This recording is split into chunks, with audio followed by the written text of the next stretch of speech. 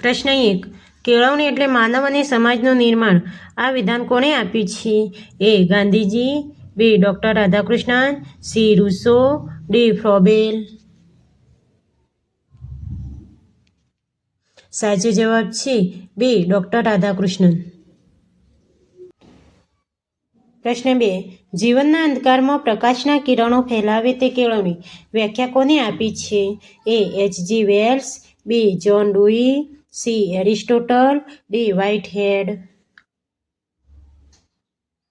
સાચો જવાબ છે એ. એચ.જી. વેલ્સ. પ્રશ્ન 3. બુદ્ધિશક્તિનું માર્ગાંકીકરણ એટલે કેળવણી. આ વ્યાખ્યા કોણે આપી છે? A. Froebel, B. John Dewey, C. Whitehead, D. John Locke. સાચો જવાબ છે ડી. જ્હોન લોક. પ્રશ્ન 4. અંગ્રેજીમાં એજ્યુકેશન શબ્દ એ લેટિન ભાષાના કયા શબ્દ પરથી ઉતરી આવે છે? તો એ નીચે અલગ અલગ વિકલ્પો આપેલા છે, એમાંથી સાચો જવાબ કયો આવે એ આપણે જોવાનું છે. તો એ સાચો જવાબ આવે સી. એજ્યુકેર. પ્રશ્ન 5. શિક્ષણ એ સત્યનું ઓજાર છે. શિક્ષણ એ સત્યની ઉપાસના છે. આમ કહેનાર કોણ છે? એ. વિનોબા ભાવે, બી. ચાણક્ય, સી. ગાંધીજી, ડી. રાધાકૃષ્ણન. સાચો જવાબ છે એ. વિનોબા ભાવે. પ્રશ્ન 6. એજ્યુકેશનનો અર્થ શું થાય? એ. સંવર્ધન, બી. તાલીમ, સી. રસ્તો બતાવવો, ડી. આપેલ તમામ.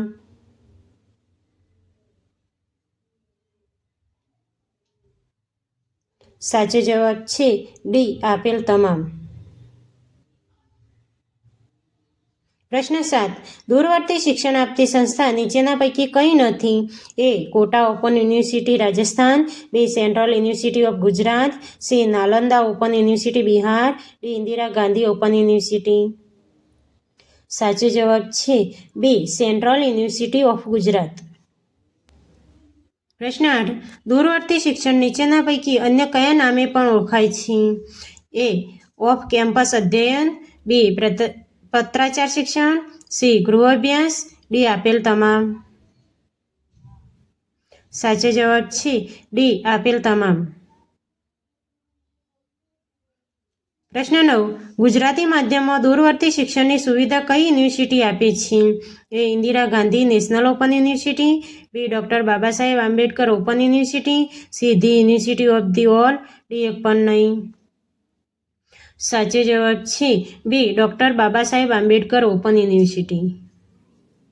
પ્રશ્ન 10. આજીવન કેળવણી એ સાંપ્રત યુગની અનિવાર્યતા છે. કેળવણીનું મહત્વ દર્શાવતા આમ કોને કહ્યું છે?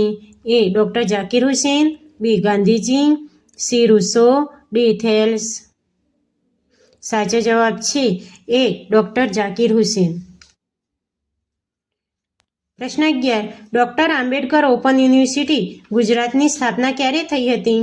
એ. 1985માં, બી. 1987માં, સી. 1994માં, ડી. 1990માં. સાચો જવાબ છે સી. 1994માં.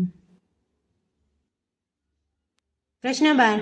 ઇન્દિરા ગાંધી ઓપન યુનિવર્સિટીની સ્થાપના ક્યારે થઈ હતી? એ. 1985માં, બી. 1987માં, સી. 1994માં, ડી. 1989માં.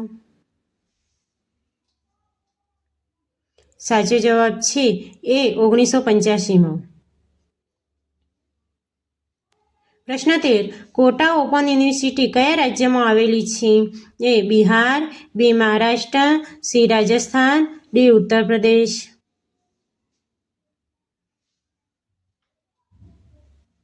સાચો જવાબ છે સી. રાજસ્થાન. પ્રશ્ન 14. તંદુરસ્ત શરીરમાં તંદુરસ્ત મનનું ઘડતર એટલે શિક્ષણ. આ વ્યાખ્યા કોને આપેલી છે? A. Froebel, B. John Dewey, C. John Locke, D. Aristotle. સાચો જવાબ છે ડી. એરિસ્ટોટલ. પ્રશ્ન 15. માનવી એ ઈશ્વરની સર્વોત્કૃષ્ટ કૃતિ છે એ વિચારધારા કયા વાદની છે? એ નિસર્ગવાદ, બી પ્રયોજનવાદ, સી વિચારવાદ, ડી એક પણ નહીં. સાચો જવાબ છે સી વિચારવાદ. પ્રશ્ન 16. નીચેના પૈકી વિચારવાદના સમર્થકો કયા છે? એ સોક્રેટિસ, બી પ્લેટો, સી બર્કલ, ડી આપેલ તમામ.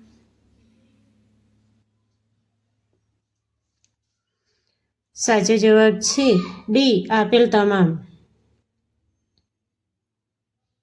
પ્રશ્ન 17. સંવાદ પદ્ધતિના પ્રણેતા કોણ છે? એ ફ્રોબેલ, બી પ્લેટો, સી ઋષિવર્ય, ડી એરિસ્ટોટલ.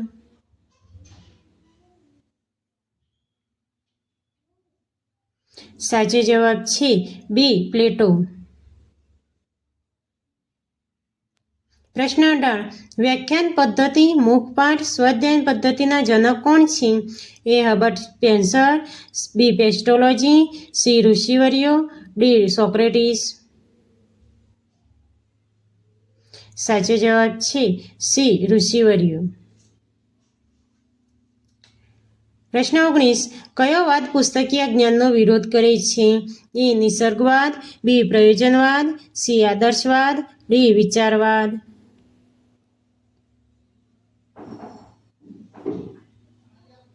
સાચો જવાબ છે એ નિસર્ગવાદ. પ્રશ્ન 20.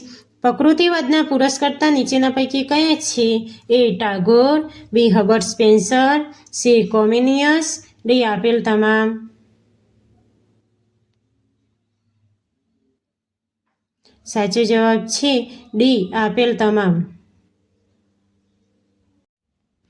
પ્રશ્ન 21. પ્રકૃતિ તરફ પાછા ફરો સૂત્ર આપનાર કોણ છે? એ ટાગોર, બી રીસો, સી કોમેનિયસ, ડી ફ્રોબેલ. સાચો જવાબ છે બી રૂસો. પ્રશ્ન 22. વ્યવહારવાદની શિક્ષણ જગતને ઉત્તમ ભેટ કઈ છે? એ પ્રોજેક્ટ પદ્ધતિ, બી સંશોધન પદ્ધતિ, સી મુલાકાત પદ્ધતિ, ડી જીવન વૃત્તાંત પદ્ધતિ. સાચો જવાબ છે એ પ્રોજેક્ટ પદ્ધતિ. પ્રશ્ન 23. વ્યવહારવાદની વિચારધારાનો ઉદ્ભવ સૌપ્રથમ કયા દેશમાં થયો હતો? એ બ્રિટન, બી અમેરિકા, સી ચીન, ડી ભારત. સાચો જવાબ છે બી અમેરિકા. પ્રશ્ન 24. સૌપ્રથમ વ્યવહારવાદના શબ્દનો પ્રયોગ કોણે કર્યો હતો?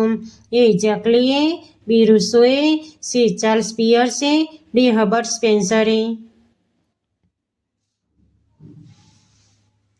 સાચો જવાબ છે સી ચાર્લ્સ પિયર્સે. પ્રશ્ન 25. નીચેના પૈકી ડોક્ટર રાધાકૃષ્ણનના કયા પુસ્તકો છે?